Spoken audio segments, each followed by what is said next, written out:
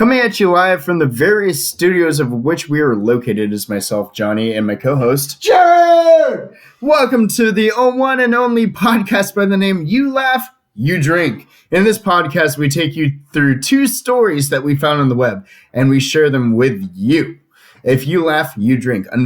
If, unfortunately, you find yourself in the position that you're unable to drink, we have you covered. Without further ado, here are today's headlines. Why did I agree to this? Here we go, guys. Due to the fact that we were in quarantine, it is inevitable that we have to come up with ideas to keep us entertained. Thus, here is our first story. Jared, lead us off. So we found a story about a man. All right, his dog was driving his car. What? Yeah, right? Johnny Drink, goddammit. My God. Alrighty. So this guy put his pit bull in the driver's seat. He was in the passenger seat. And he was going down I-5 in Washington, Lakewood, Washington. He was going 109 miles an hour, hit two cars, and was in a high-speed chase with a bunch of state patrol. I think that is legendary. Time out. Who thinks it's a good idea to ever let someone's dog drive their car? Well, there are those bumper stickers that have "dog is my co-pilot." Instead, this guy but this is the dog, the pilot? Come on. Yeah. Damn it. Drink. Whereas, instead of having "dog is my co-pilot," this man went ahead and said, "Dog is my pilot." He's not driving a Tesla. What kind of car was he driving? It looks like, what was that? I don't even know. I'm looking at the same article as you are. It looks like a little tiny, Saturn looking thing. It looks like a Saturn. The trunk is pulled out by a tow truck in the picture. Pretty great. God damn it! God damn it! Drink, Johnny, drink. Oh man.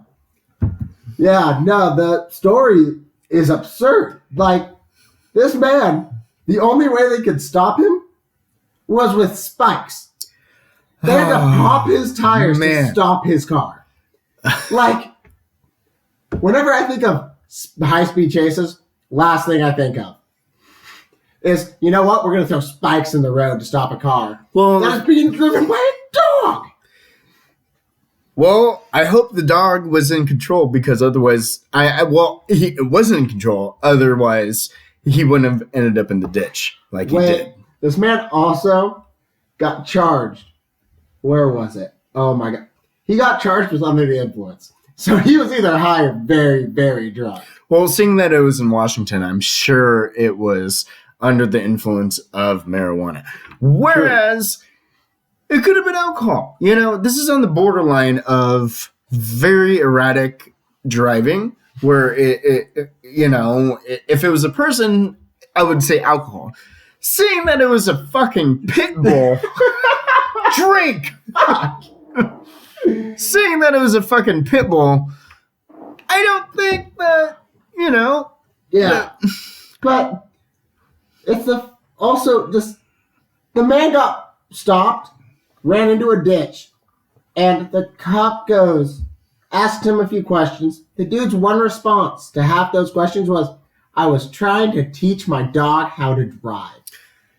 I get it when you try to teach your 10-year-old how to drive. That's normal. Well, is it normal if you try and teach your 10-year-old how to drive? Yes. Tell me you weren't driving when you were 10. No, I wasn't.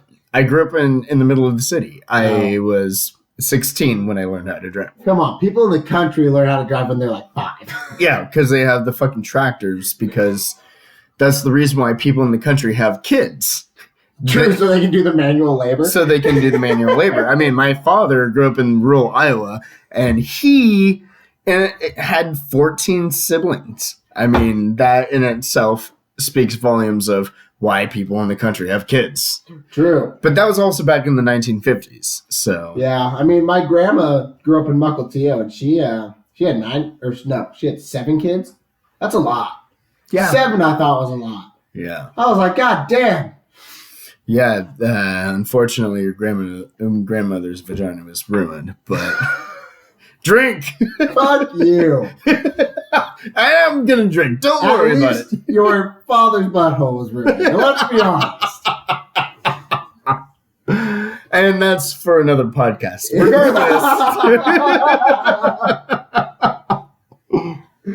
God damn it.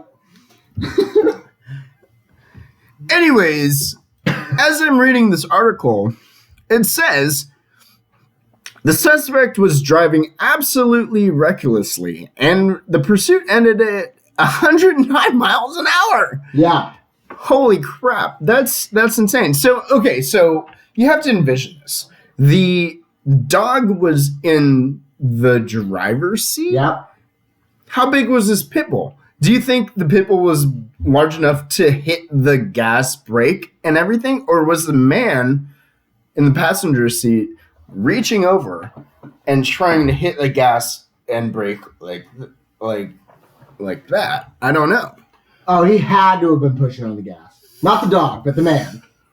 100% had to be pushing on the gas. Oh my gosh. Because that'd be a fat pit bull.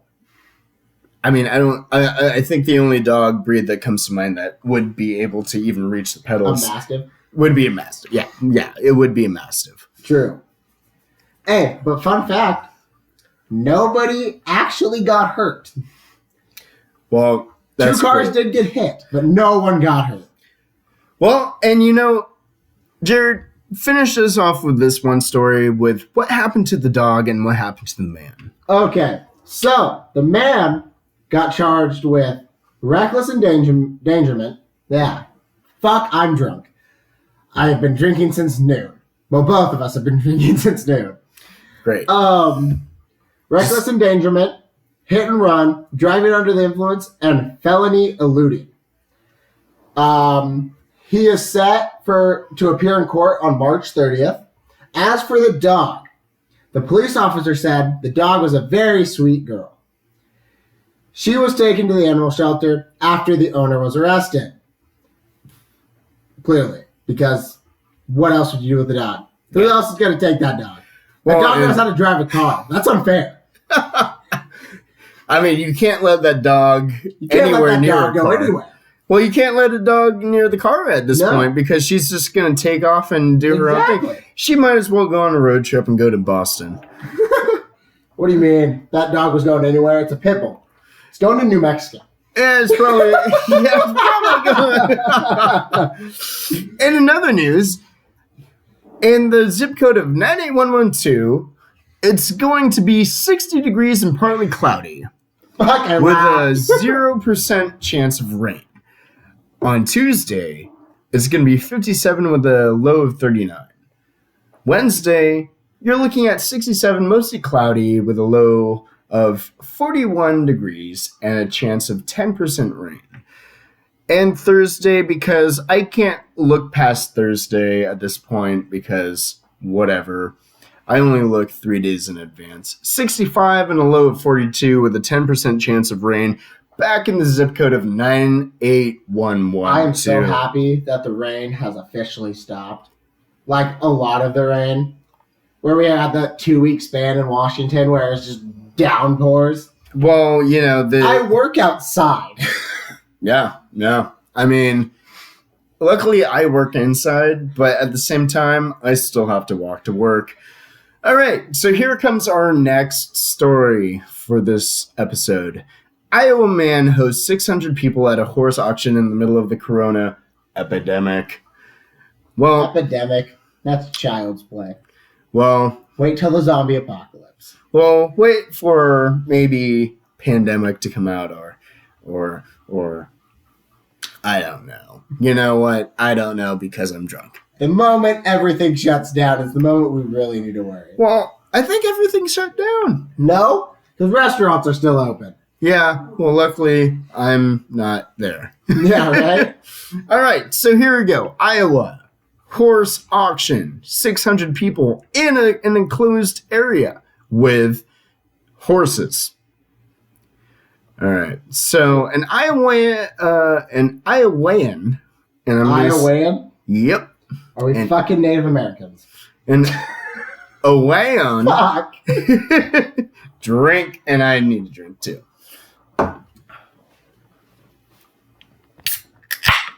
There you go.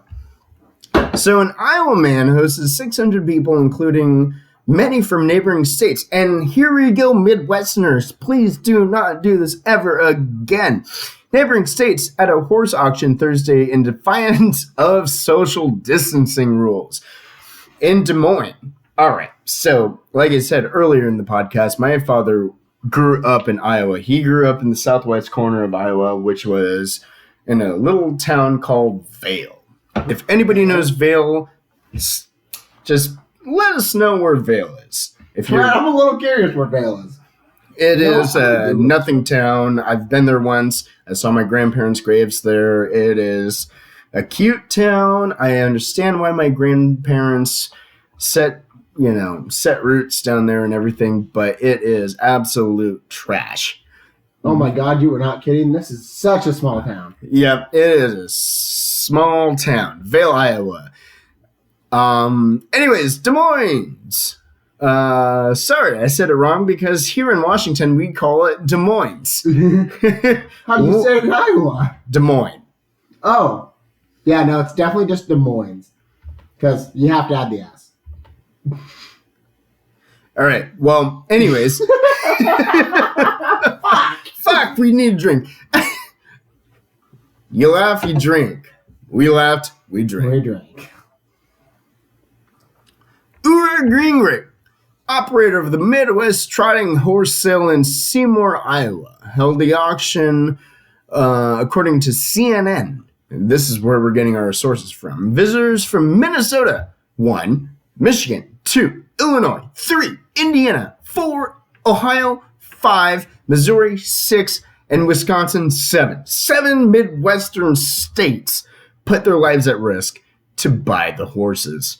All people entering the auction were screened for the virus. About 150 horses were sold, and Wayne County Health Administrator Shelley Bickle told CNN, despite the health risks, the poor social distancing optics, officials couldn't legally do anything about that. Nobody in Washington, when Inslee brought up the social distancing, nobody listened to him. He said it on the nicest weekend of the entire year already. Exactly, and that's the thing. It's we're in spring. This thing couldn't come at the worst at a worse time. When the weather starts to become nice. Yeah. Right? Like, we are going to go outside. Exactly. It's absurd. Exactly. No one's going to listen. We should. Because this is a shitty situation. No one's going to listen, but we need to go outside. Exactly. Because we're idiots. But. Well, and that's the thing. It's people who, and I'm not going to say people who. I'm going to preface it as such. Thus being, people haven't encountered this kind of pandemic or anything like this in their lives before. People, even our parents, my parents who are almost 70 years old, my parents have never lived through this. My parents' parents didn't live through anything like this. It was their parents. My great-grandparents had lived and maybe not lived through something like this. Because 100 years ago, back in 1918, 1917, right when World War I was essentially wrapping up, there was the Spanish influenza. Spanish fever? Yeah. The Spanish fever, the Spanish influenza, everything, is essentially not as bad as the Black Plague. Or yellow fever. Or jungle fever. Well, drink. That is definitely not applicable in this situation. There's a lot of inappropriate fevers. That is definitely not applicable in this situation. Fuck. But what I'm saying is that none of us are aware of what the full cost of what this absolutely could be. And all jokes aside, this is a pandemic that we're in right now.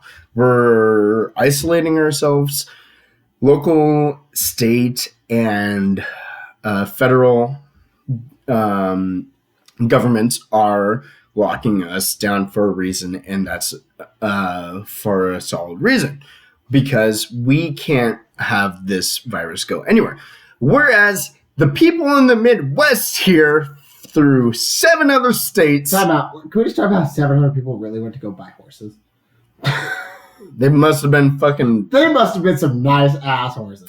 Well, yeah. I mean, I really want them to have said they're all purebred Mustangs. Right, just like they're all like racing horses. Like... all calico. Yeah. All fucking great horses, you know, from great bloodlines. But, you know, at the same time, it's not worth being... what's the word? Equestrian? We're too drunk to think of that word. But at the same time, it's not worth risking your own life and realizing that when you go home after gathering with 600 other people, that all those 600 other people are going home as well, thus spreading a virus that is very contagious. So nearly 700 Iowans tested positive for COVID-19 after this horse meet. 11 people in the state, unfortunately, have died of this disease. Bless their hearts, and I hope they are resting in peace with our Lord and Savior Jesus Christ. Jesus Christ? Are you that drunk, Johnny? You can't say Jesus Christ? No, I just want to say Easy Iced. Easy iced? Easy Ice. Easy ice. Ice Ice Baby, right? Vanilla Ice? Is this what we're doing? Is Vanilla Ice our Lord and Savior? Is this what's happening, Johnny? No. And we're not,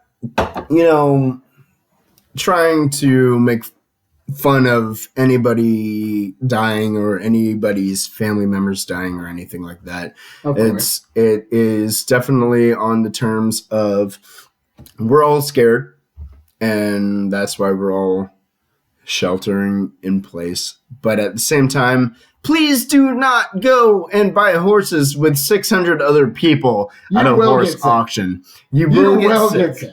You will get sick. And with that, ladies and gentlemen, I will conclude this podcast because... facts. Hey, let us know if you guys like this. We will get better quality mics. We will make it longer, find more stories, better stories. This is just a test run. It's our first one. We'll see how it goes. Thank you very much. Thank you very much, and good night.